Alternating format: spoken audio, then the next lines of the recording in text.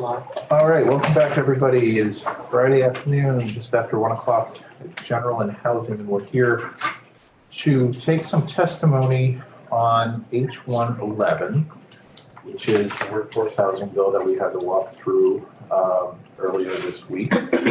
And with us to start off with is Maura Collins from VHFA. We've had Maura here, and so we don't need to spin around the table, I don't think. But and I believe what we're talking about specifically are some of the programs VHIP, missing middle, and the need. The witnesses will testify to what they see are the needs from a commercial development perspective in housing throughout the state. So welcome back, Maura. Thank you. For the record, I'm Maura Collins. I'm the director of the Vermont Housing Finance Agency. I'm very happy to be here again. H111 does include several housing programs. Today, I was going to focus on the Rental Revolving Loan Fund. It is in H111. I will also mention that it was a $20 million request in the governor's budget. And it also is in for $20 million in S100, the Home Act that just passed out of the Senate Housing Committee. So it lives in a few different places.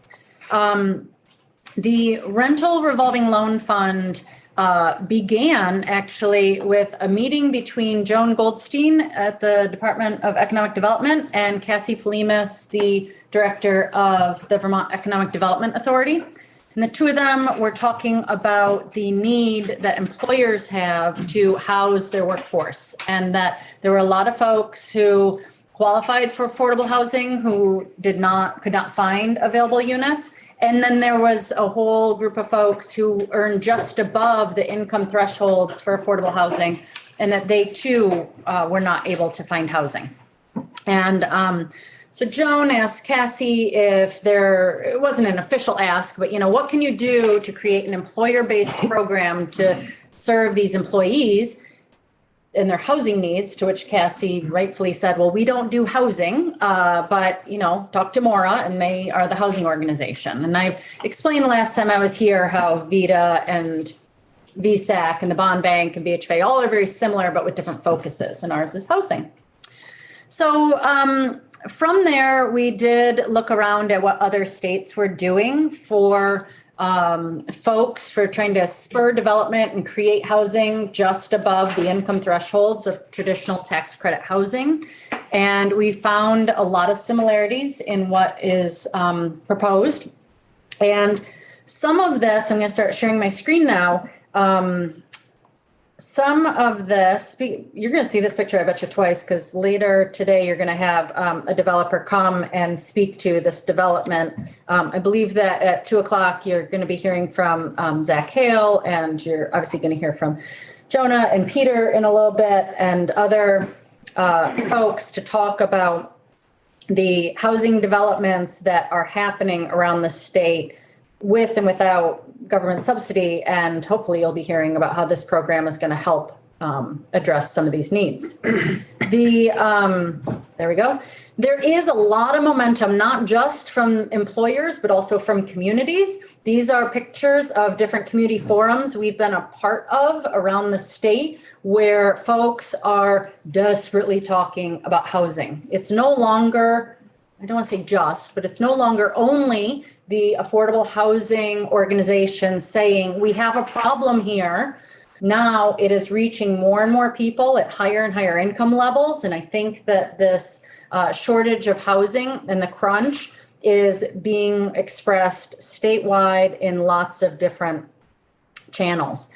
And so one of the goals we're trying to accomplish here is giving municipalities who may have some local ARPA dollars available, or maybe has a local trust fund, or maybe just has some general funds or money available. If they were going to invest in housing a bit, do they have a vehicle, a place to do that? And is there a way to help leverage that investment with other resources? And that's one of the goals that I'm going to explain we try to accomplish with this program. Another opportunity we see, not from a municipality, is from employers. we're hearing, here's an example of Middlebury College.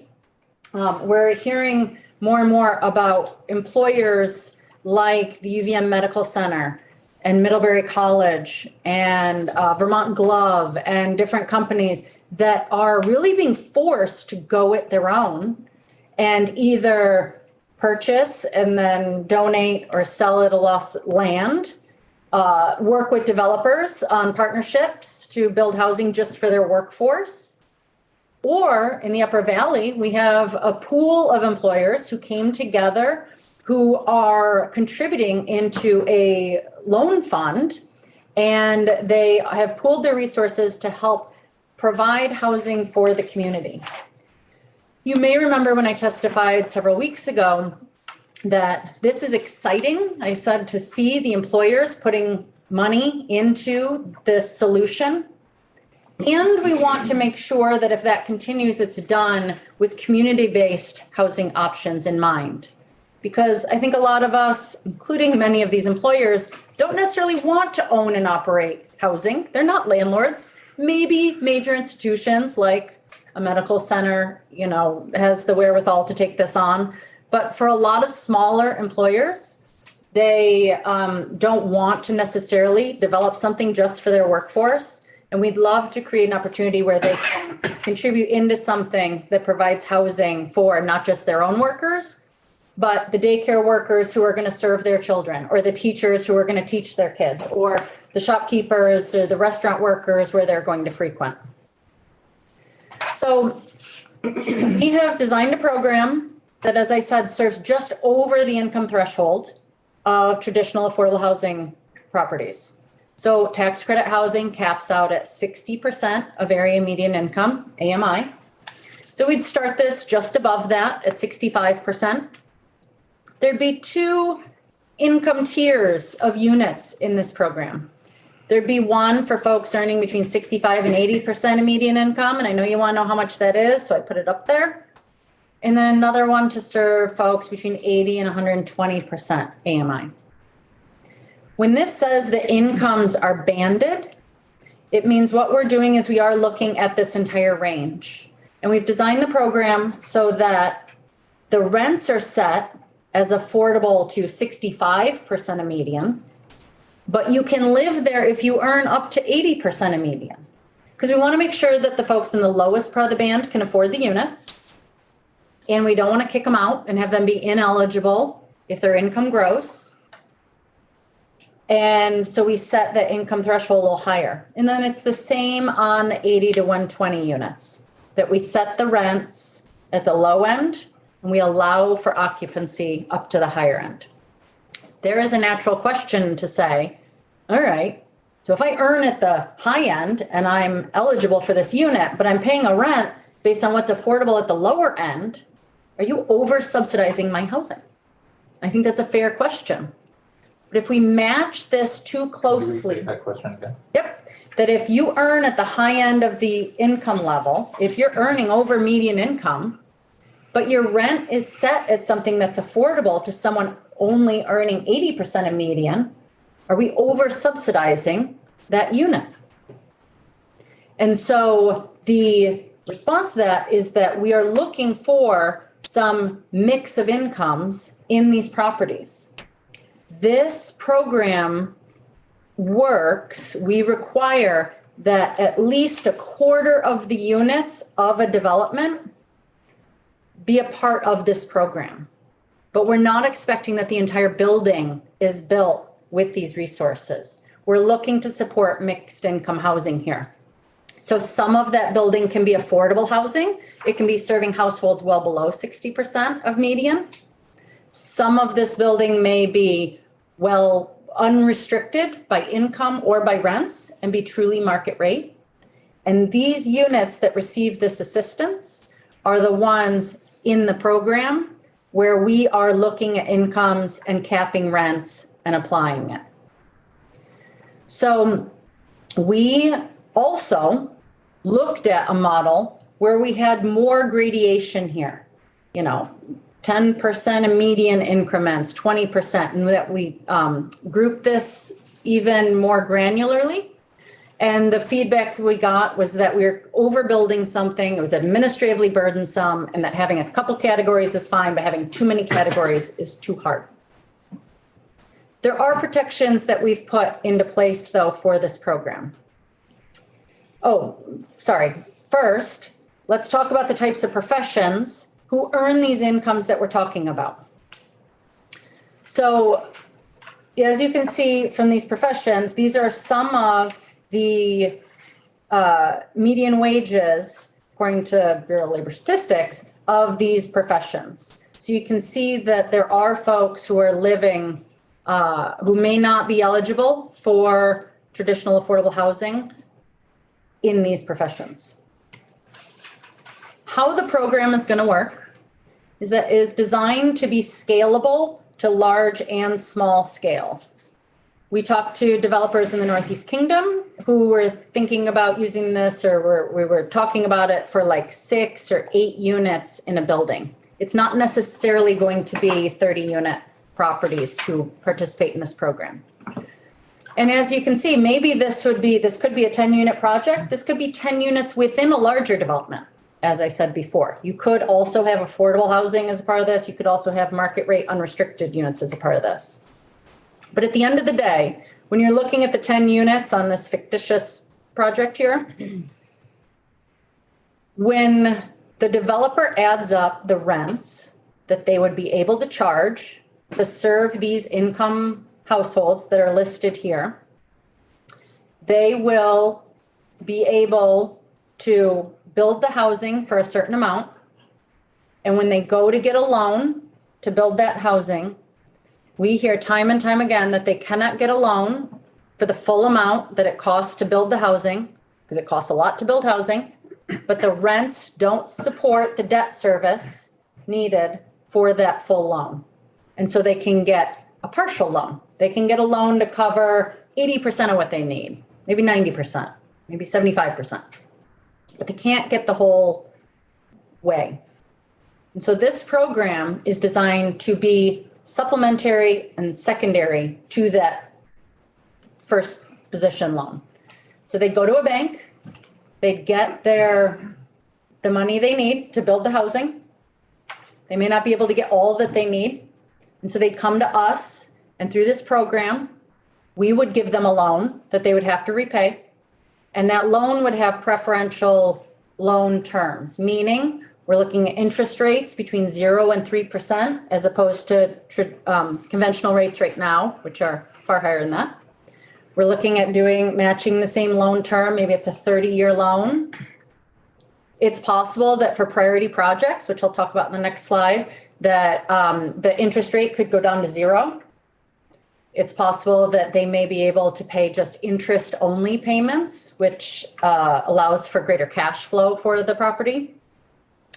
And we would be in a lending term, we'd say second position on the loan. So the main loan is in first position, and if things go sideways, they get paid first. And this would be, like I said, a supplemental loan. It's a very common model that VITA uses. They call them participation loans with lenders. And that the bottom bullet here you can see is that the most debt that a project can get at these rent levels is just over $2 million for this project. Even if the developer puts in cash of their own of 10%, there still is a $1.3 million gap to build this project. And while I have a fictitious example up here now, while I have a fictitious project up here now, we have tested this model with, I think it's about a dozen builders from across the state to say, would this work? What changes are needed? How does this work for you? And we have heard feedback to say that this would help in lots of different communities and lots of different models. Representative Chestnut. Yep. Thank you. And do you track something like this? Do you track household income and over what time span? Yep. I'm going to get to that in 2 slides, though. Perfect. There's a whole slide on compliance because you all will have questions about how are we going to protect what's going on in these properties. Thank you. Is there a a unit limit that you would, that a developer can get? Yes. I don't know if I'm under.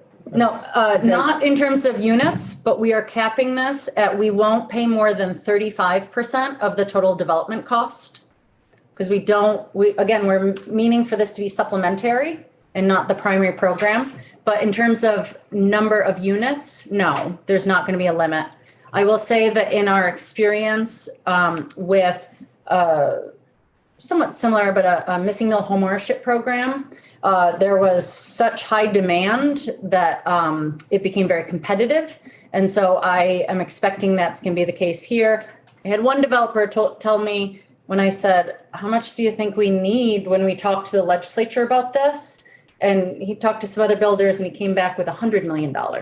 I'm not here to ask for that. I want to be clear, but my point is that I think that kind of competition means that when VHFA is awarding this funding, that we would not want to overserve one community at the detriment of others. And you're going to see later that geographic diversity distribution is going to be important. It's in the language of the legislation. Thank you. Why aren't you asking for $100 million? I don't think that that's how I would run a program right out of the gate. I think that the competition is healthy. The interest rate issue, it's twice as what it was 18 months ago.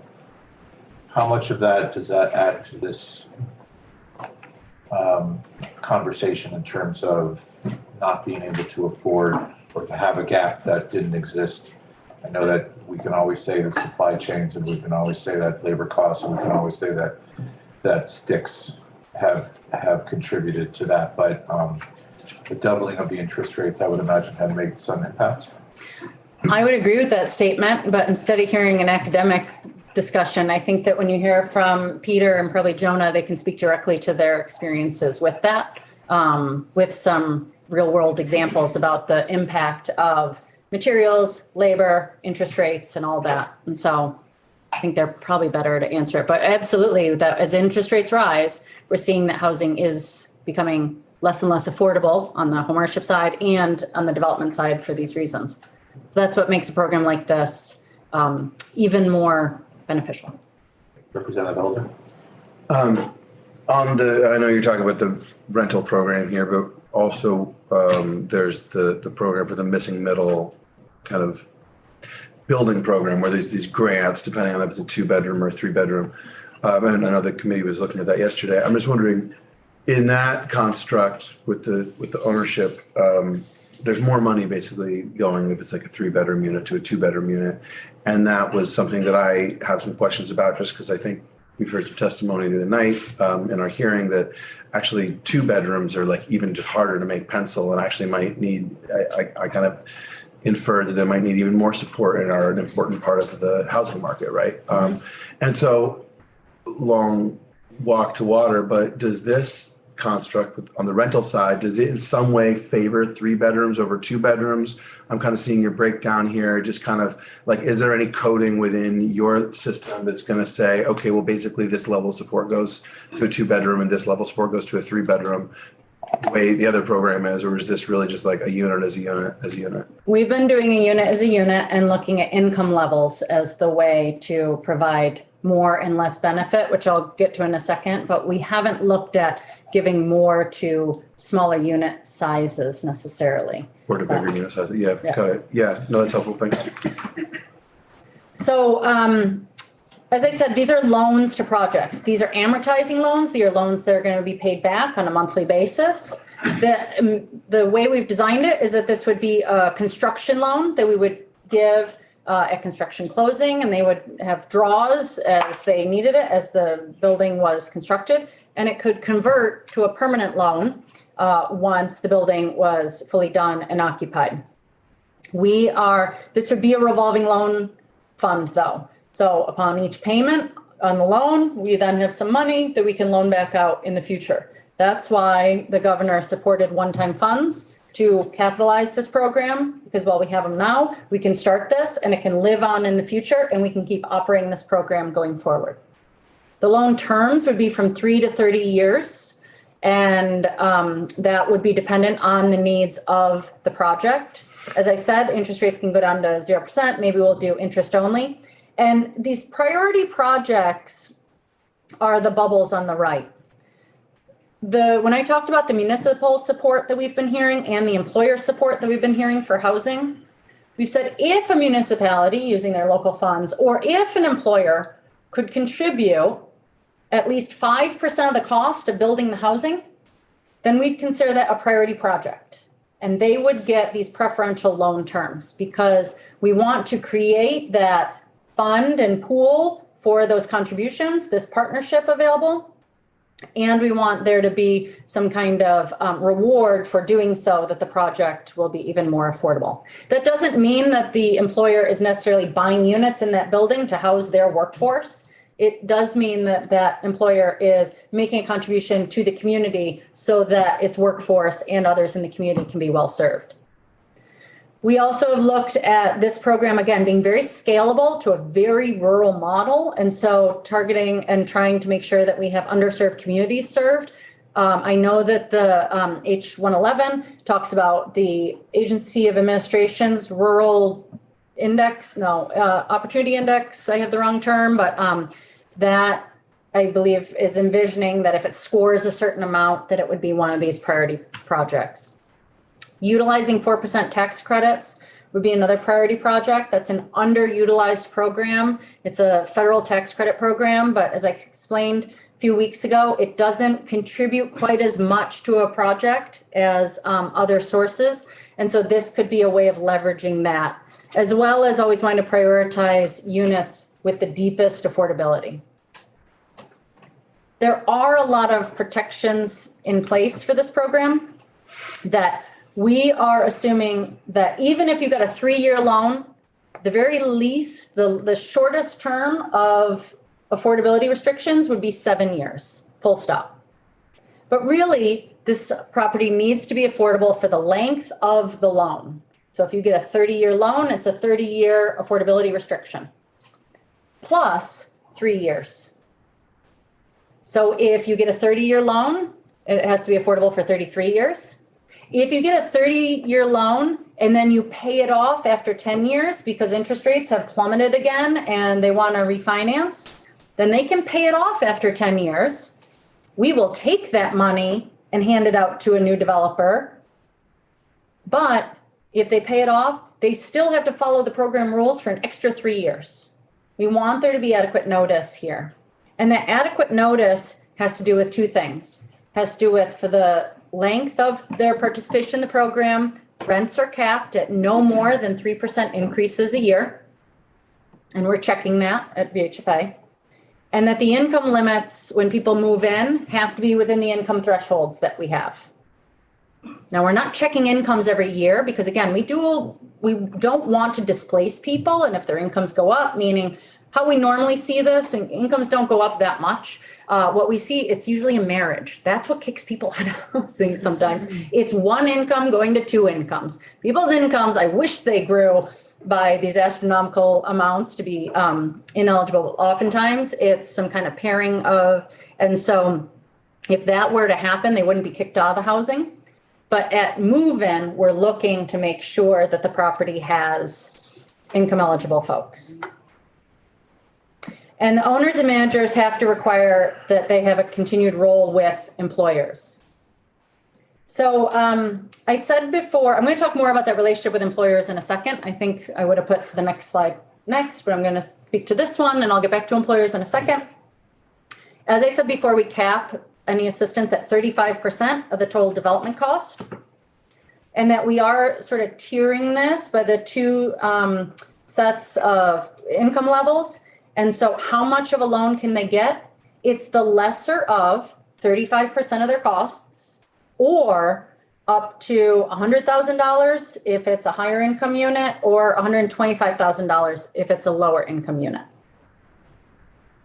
S100 that's being discussed in the Senate makes changes to all this. But this is what we had originally designed and vetted with developers.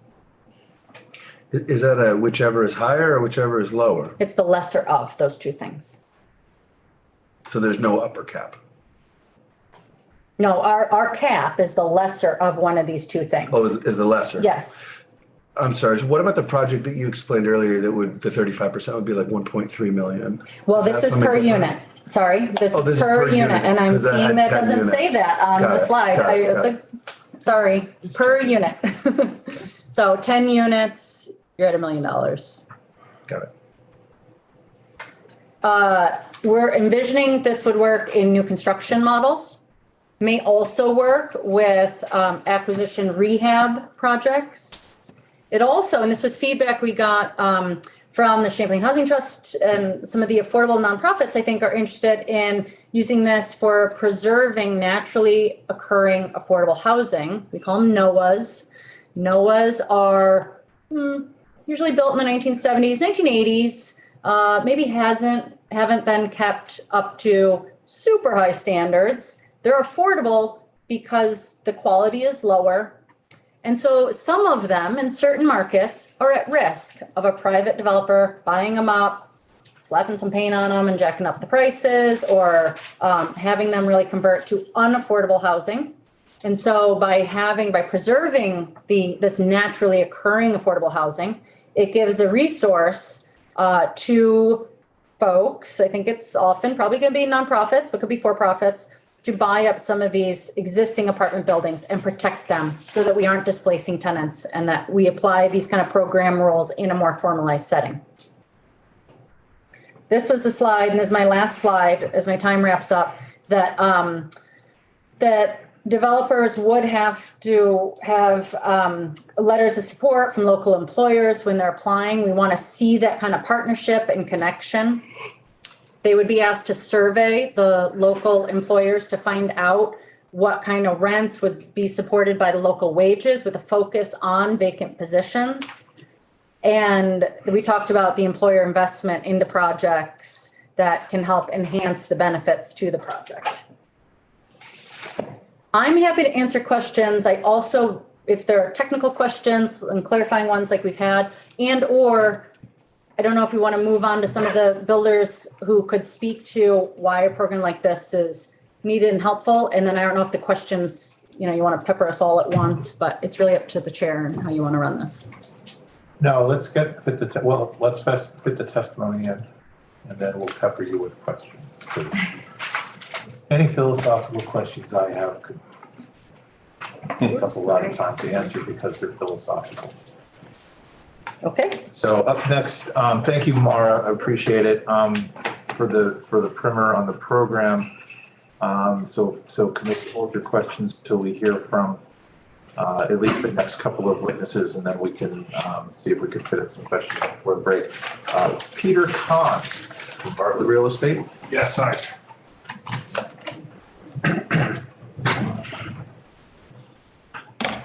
Thanks. How are you? Welcome. I'm good, thank you. We're gonna go take a quick ride around the committee and introduce ourselves to you. Sure, okay. Representative Tom Stevens from Waterbury. Representative Kathleen James, Manchester.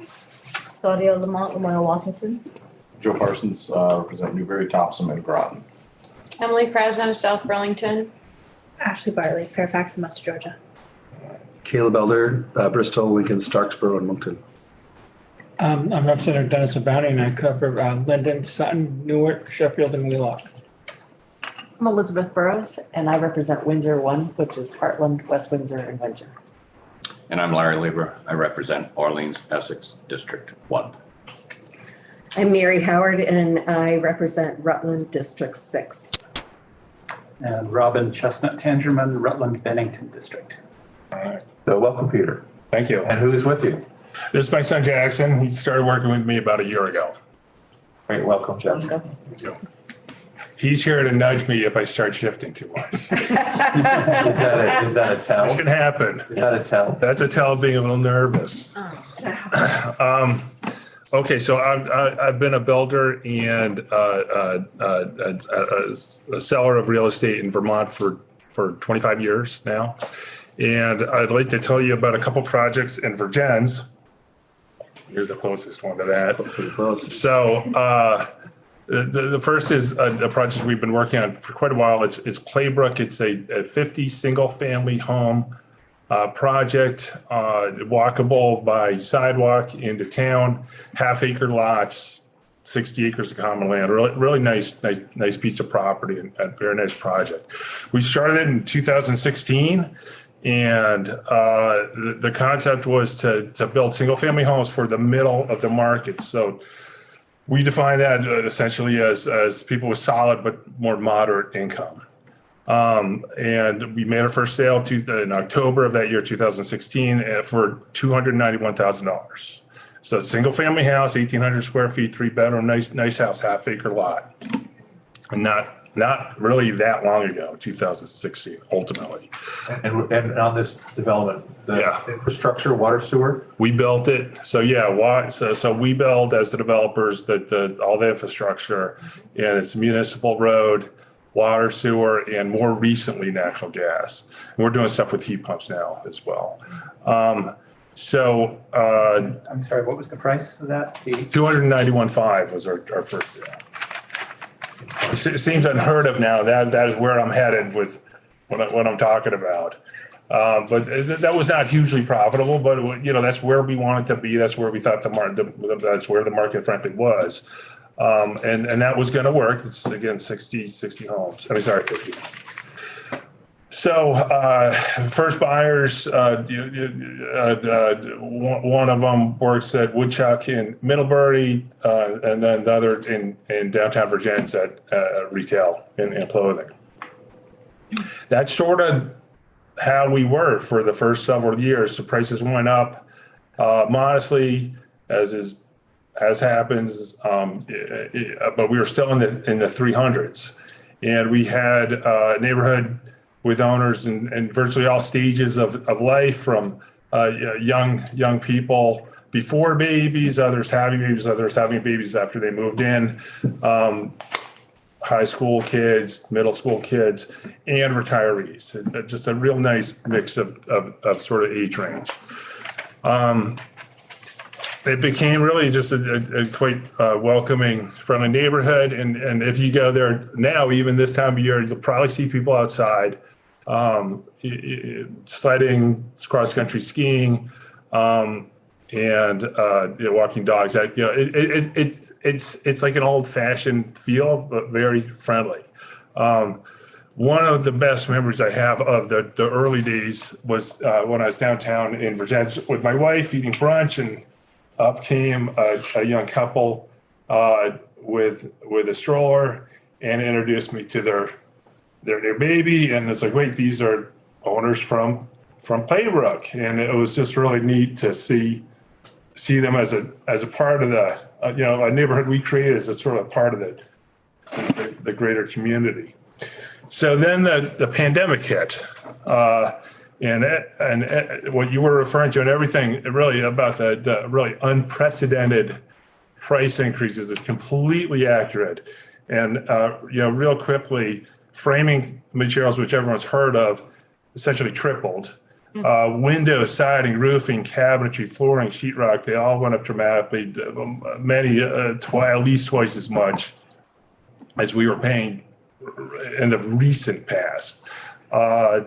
Labor too got harder to come by and a lot more expensive. So right now our framer's getting double what he got. It's a different framer, but the framer gets double what they got when we started. And the electrician's more than double, same electrician. Plumber's nearly triple. Site work's over double. Cost to build just the house now is more than the house, the site work, the road, and the lot was when we started. So now prices are in the 600s. We're in the mid 6s, and from being mostly in the 3s, and we're still selling houses down there, but the demographics of the buyers definitely changed. So with the interest rates and the cost of the construction, working families are essentially priced out of this neighborhood. And in reality, most of the buyers, or many of the buyers that can afford a house, do it because they don't have to get a loan. So they're not seeking funding. They're cash buyers essentially, and many of those are more well off retirees. The last 5 sales in the neighborhood, three of them are retired couples, and one of those actually has never occupied the house. They bought it, I think, probably as a third house. So they talk about their properties. It's not a terrible thing. It's just the neighborhood's changing. I mean, we definitely, anyone who buys a house from us, we appreciate for sure. So, but the earlier buyers on several occasions have expressed that, thank gosh we made the decision when we did, because there's no way we could be here now. So we're no longer, we're just not getting to that moderate income. We shifted gears. My son joined me about a year ago, and we started thinking about multifamily rental, and did the math. And this is not, again, this is just like last spring. That's before the interest rates took off. And construction costs had gone up quite a bit, but they've gone up quite a bit more. And so one thing I just want to touch on, everyone's like, heard lumber's come down. That's for sure true. I just got a price increase from our concrete guy or company last week. So it's still, prices are still on average construction costs still going up. I mean, we were hoping for some stability, not up like they were, but lumber came down, other things still going up. Anyway, so we ran the numbers last spring, and this is a 9-unit project, and we're looking to do, again, moderate price. And so that would be, in our opinion, market rate, which essentially workforce housing numbers, rental. That's sort of where we think the market rate is in Virginia. And that was a go with the project. We went to contract on the property. Since then, again, another year of sort of unpredictably high construction costs. And then of course, the interest rate, which you asked about that. I would say that's probably a bigger factor. As bad as the construction costs and labor costs are, that interest rate is a real killer. So at this point, we're rerunning those numbers. We're through the permit process. We're really just waiting on a wastewater permit at this point. But it's a dead project. Like it's a no-go project without some sort of subsidy. So we applied for the CRP loan, and that's one with the Agency of Commerce and Community Development. That's the first. I'm a unsubsidized, I guess, developer builder. It's our first foray into that world, or into this world, and that's a 20%. We just got awarded this, so we are going to go forward with this. That's 20% of construction costs. That's gonna work. Looking at this program, this works as well. Like that interest rate being that low makes the numbers it's not like hugely profitable, but it just gets the cash flow positive again. So as opposed to like an automatic, like how much money do we want to put into this every month to keep a building here? So really this revolving loan fund, when I first saw it, I understand a lot better now, but by reducing that interest rate, you can not only offset the interest rate, but offset the construction, the commercial interest rates, but also the construction costs. And it's a neat concept with the revolver, frankly. That's that the money is coming back into the state to be lent out again, as opposed to like a one-time ARPA money. You give it out and it's gone, and then what, things get built, but like what happens in the future? So I mean, I guess I'm here to say that seems like a good idea, and it would make our project work. Quick question, can you give us, I'm going to take advantage of having you here as a private developer. And can you explain when you say profit? I just want to make sure we understand that you're investing a certain, based on the model that we saw from Moore. Yes. Builders putting down 10%, whatever, with the, you know, with the banks, right, or to do the project. You have all the expenses that are going into it, then you have the labor that goes into it, you obviously have the cost. Where do you draw, what do you consider a profit on this? And I don't mean like specific dollars, but when a private developer is when you're gonna do this project, above and beyond salary, above and beyond the salaries for your workers, above and beyond at least breaking even on the sale of a house, what does a private developer look for when they're doing a project as big as? Oh, and are you talking about like a for sale project? Is that what you mean? Yeah, well, or just to, you use that the house is worth that profitable. And I'm just curious. Yeah, so hear from. It's a good question. It's not, I think there's a general sense that it can be, that is generally very profitable. And I will tell you that that's definitely not the case. There are ups and downs, and there are closings in this Virgin's project where we go to the closing and put more money in. So to get things off the ground.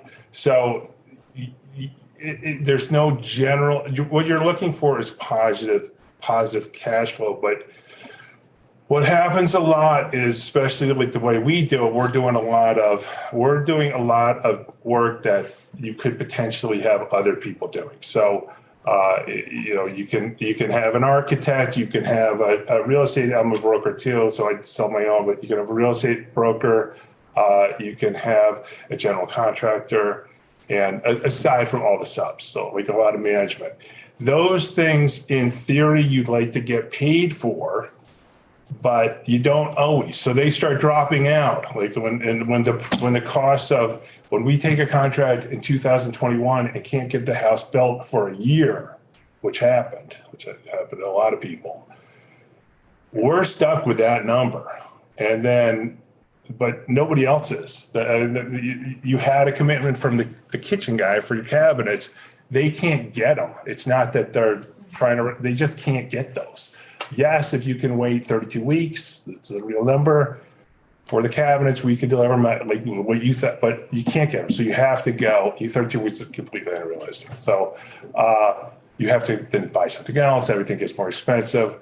And then those kind of things, those are not profitable at all. So there's sort of like you're shooting for a number, and sometimes you hit it and sometimes you don't, and you're just looking for an average in the lifespan of the problem between the ups and the downs and what happens, to essentially make a living. I mean, that's what we're looking to do. Oh, great, thank you. So this program,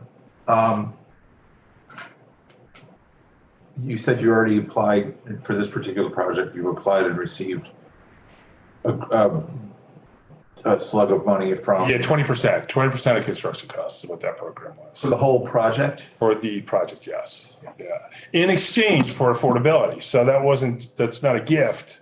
That is, then 20% of the project is in this case, it is it's 3 times the poverty rate. People need to be able to rent for that. Representative Chestnut. This is, I'd love to go on all day with this, but as a former builder. Okay, gotcha. Yeah. But you're talking about building a rental unit. Would you own and manage? Yeah, this is a new concept for us, and yeah, we would retain ownership of that project. There's a good example of like how profitable is profitable.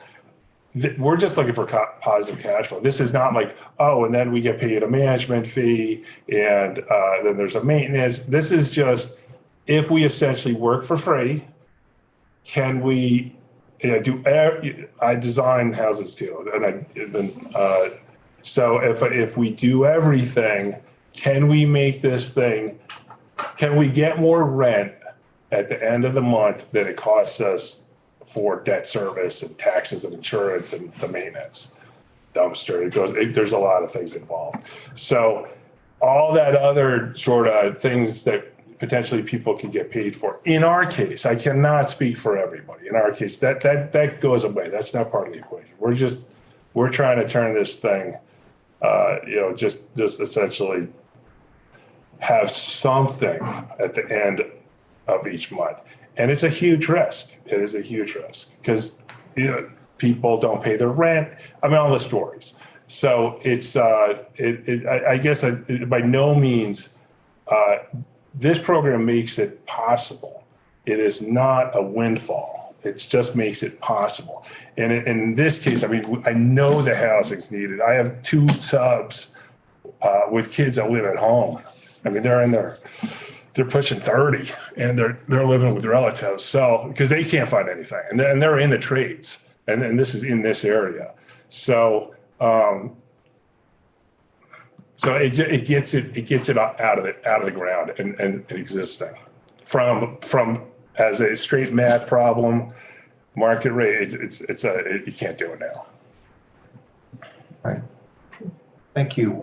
We may have, if you're going to be here till 3, we may have more questions for you just after we hear from the other witnesses. Sure. Great. Thank you so much. Did Jackson, did he do okay? Did great. No nudges.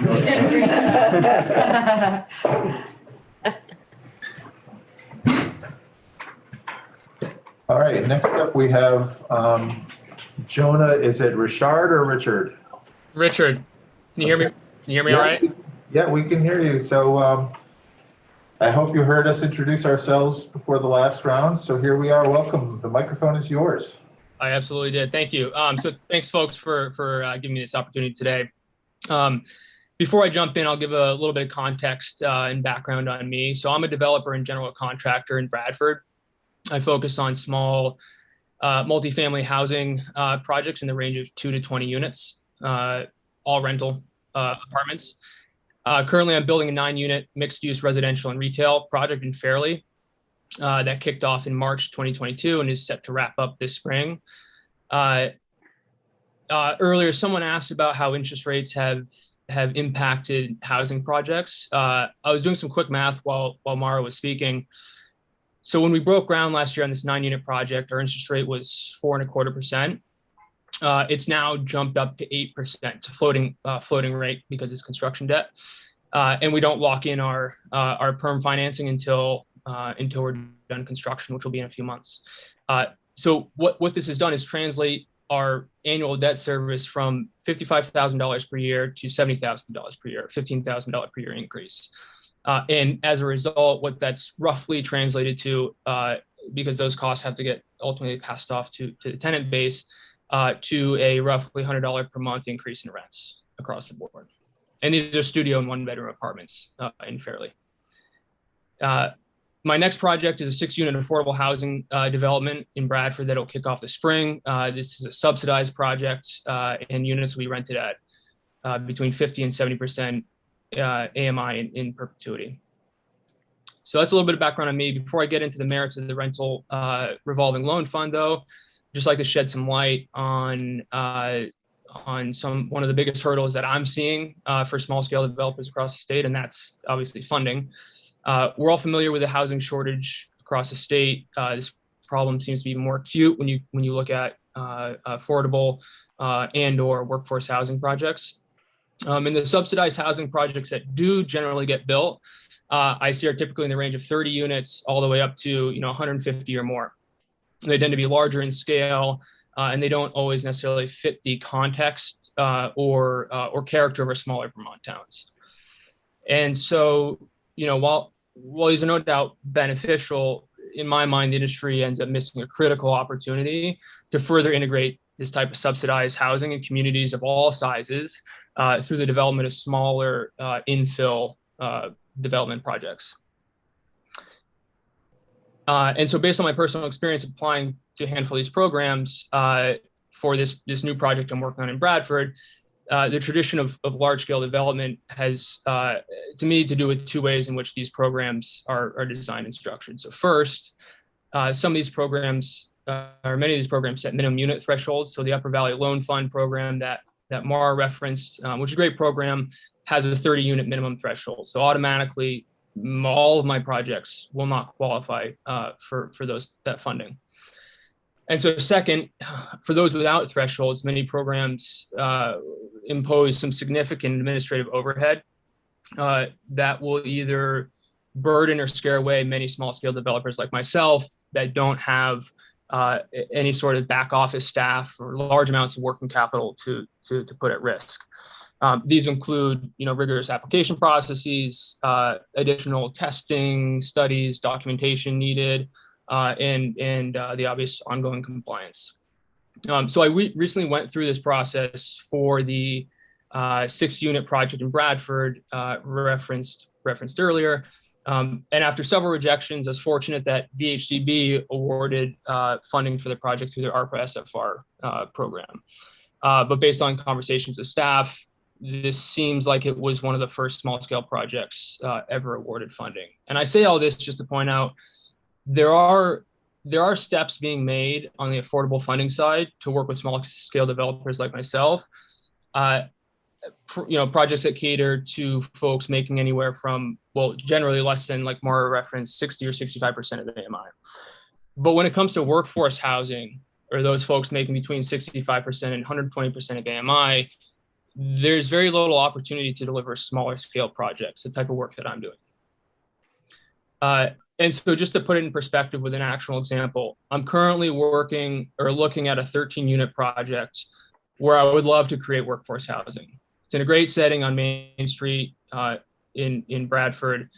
I've spoken with several of the largest employers in town, and all have been quick to note the lack of housing options affordable to their employees. And even in multiple instances, some newly hired employees have had to, or that would have had to relocate to accept the job, have had to back out of their contracts simply out of inability to find adequate housing. And so, where construction costs and conventional interest rates are today, I absolutely cannot complete this project without imposing rents above 120% AMI, which just wouldn't be affordable for folks working the average job. And even so, if I were to do that at above market rates, every dollar that I collect in rent, 65 cents would be spent on debt service each year, and then the remaining 35 cents would barely cover operating costs or operating expenses. But if a program like the rental revolving loan fund were to exist, the entire economic shift of that project's equation. So over half of my debt could be sourced through VHFA at favorable terms that over my conventional lender conventional lender. And this would drastically reduce the amount of gross rent spent on debt service. So instead of having a debt service of, I believe it was around $100,000 per year, we dropped that $30,000 to $70K per year, or around 25%. This would allow for steep discounts on rent to those folks in perpetuity, or at least for the duration of the loan. So furthermore, if that program were to exist, I would then reach out to, want to do local employers seeking equity investment, and employees measure return on investment much differently than your average or your typical investor, right? So instead of cash flow and profits, smaller returns due to lower rents are justified if it leads to safe, stable housing that's affordable for their staff. So as a result, what would be left with is a project where folks making an average wage could live comfortably on Main Street, close to restaurants, close to shops, close to all the businesses, and even better, they may even be able to walk to work or at least take public transit. But without this revolving loan fund, projects like this won't happen. Instead, these great sites or great opportunities across the state will be turned into market rate housing and potentially displace folks as they are developed. Or worse yet, right, they would fall into further disrepair and neglect. And so from what I've seen, the shortage of workforce housing is not just a housing issue, right? It's also an economic development one, because without places for for employees to live, local businesses, can't continue to thrive or will in fact continue to suffer. And so just to summarize, I truly believe there's a massive need for subsidy programs to enable workforce housing development, especially ones available to small scale developers like myself. And the rental revolving loan fund, I believe, would go a long way towards closing this gap and having a meaningful impact on the creation of new workforce housing across the state. So thank you for your time. I'm happy to answer any questions. Jonah, with your experience already working with state funding or subsidized housing at different levels here, when you say that you'd be able to offer the apartments at a substantial discount, the way that nonprofit housing developer, they get investments in 100 different ways, like the funding mechanisms come from many different sources. But if you were in the projects that you're doing, do developers, and not you personally, but do developers in general need the harness of the affordability of the, if I'm getting this money from this source, I have to charge this much rent for these people? Or would they, if they didn't have that harness, would they just go to market rate right away? That's a great question. I mean, I can't speak for other developers. Personally, the way I like to run my projects is I back into the rents based on construction costs and that. But what that ends up meaning today, right, is market rate or above 120% AMI is going to be required for rents just to make up debt service and operating expenses. If I could build for lower costs, I would absolutely love to offer naturally occurring affordable housing or naturally occurring workforce housing. It's just not, for me, feasible whatsoever without subsidy. Which leads me to the philosophical question I hesitated to ask a half an hour ago, so this is open for everybody. Is the need for this kind of programming, this kinds of gap filling, is this indicative of the market, capital T and capital M, being broken? I mean, are builders going to require this kind of subsidy moving forward to develop anything, especially as it has to do with housing? And everybody here can put 2 cents in if you like. I mean, I would just I think that, again, that's highly dependent on where construction costs end up. I don't see labor costs going down, and I think that's a good thing. Material costs, right? We might see some that let up a little bit in the future. I'm not sure, but it really also has to do with interest rates. So if interest rates can come down and material prices can come down, the market might start self-correcting, but that's very hard to predict. Yes. So there's always going to be an ability to build for a buyer that can afford it. What we're talking about is people who are priced out of this market. So I can build a house and sell it for $650. I am doing that.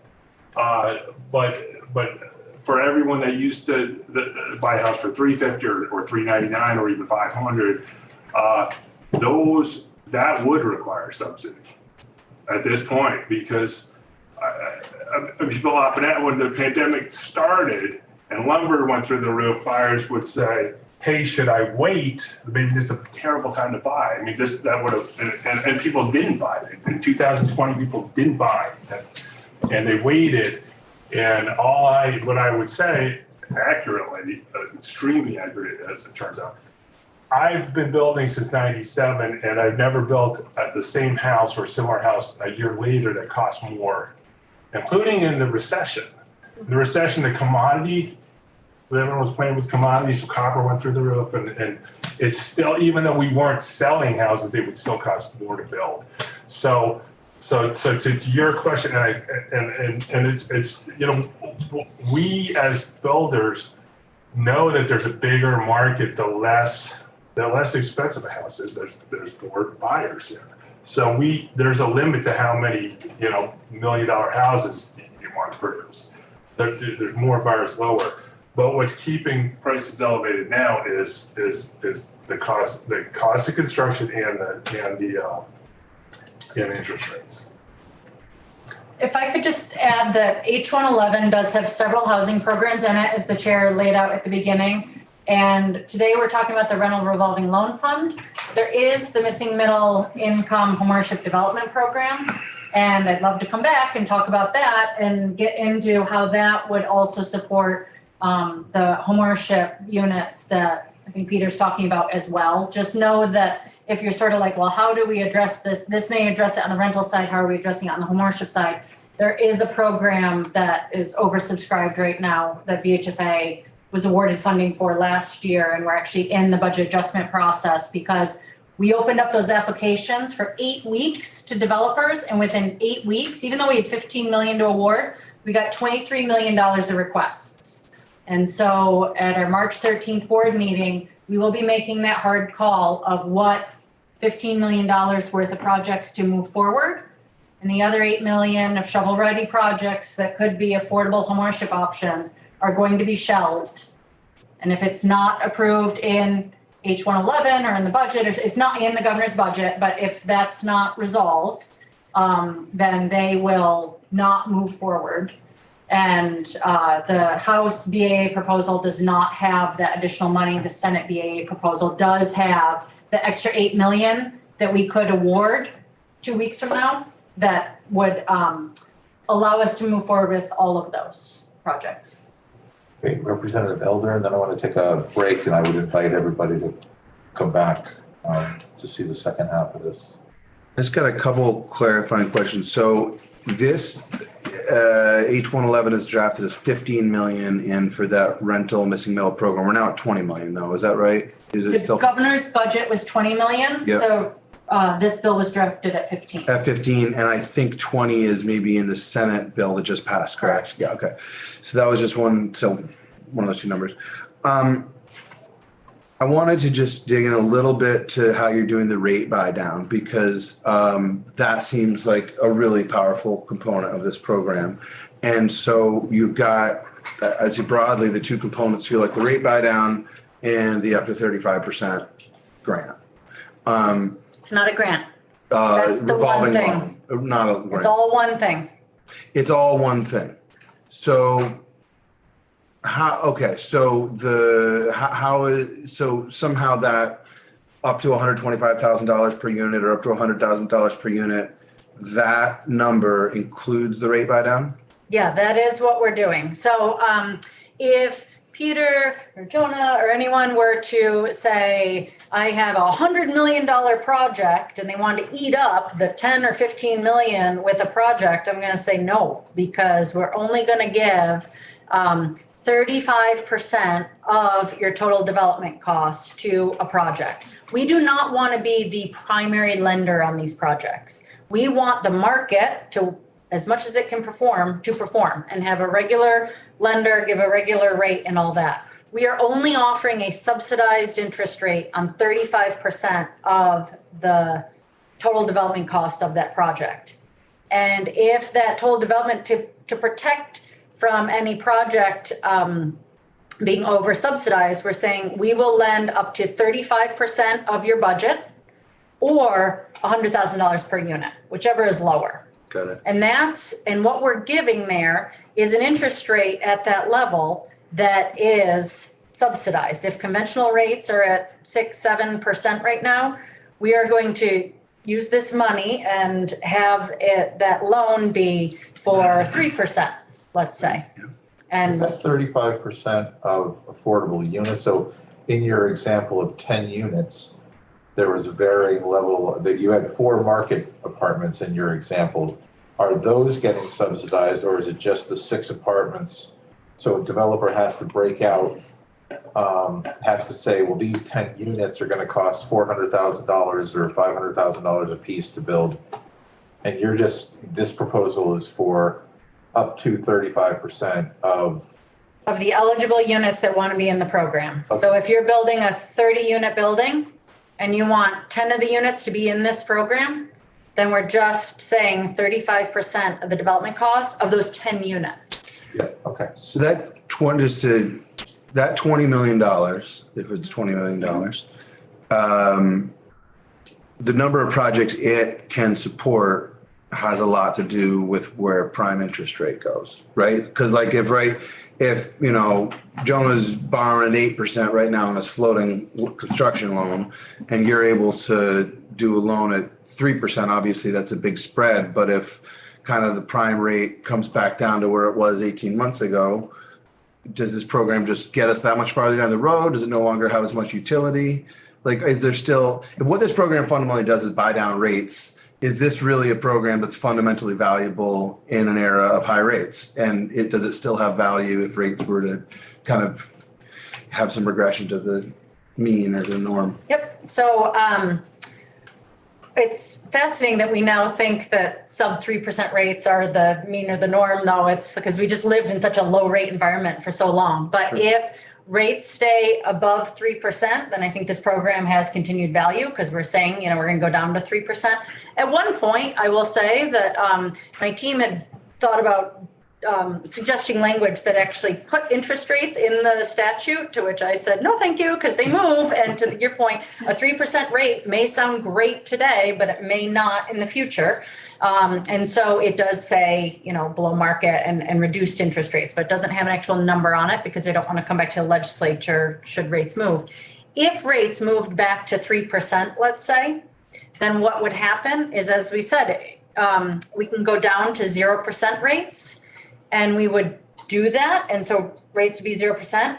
But that really only applies to the priority projects that I spoke about. And that means that this entire program is those priority projects serving underserved areas where employers or municipalities are chipping in money, or it's leveraging other federal resources like the 4% tax credits and all that. So should rates go down that low, like I said, we can go down to a 0% interest rate, which always has value. Even in the last 10 years, you know, people really liked 0% rate money. And that way we're shifting and we're ensuring that we're still delivering high quality projects. Okay. Let's take a break now for 10 minutes. Can I say one thing? I mean, it's going to be super quick. When you were asking about developer profit and all that, I just want to remind people that as a administrator of public funds, we always have program plans, which include developer fee caps. And it is a normal part of business. It would be a part of this, that we would take the same developer fee limits that we have for all of our government programs and apply that no more than that happens here. So it's not just, sorry, Peter, but it's not just what he wants to earn, but there's also a check to make sure that there is not undue profit. And I'm sorry if that means that, you know, maybe he's not going to make as much when times are good to cover when times are bad. But I just want to say that VHFA would put limits on that, as we do with all of our programs. It's normal course of business. You probably already knew it. I just want to make sure everyone really knows it, that we would have limits like we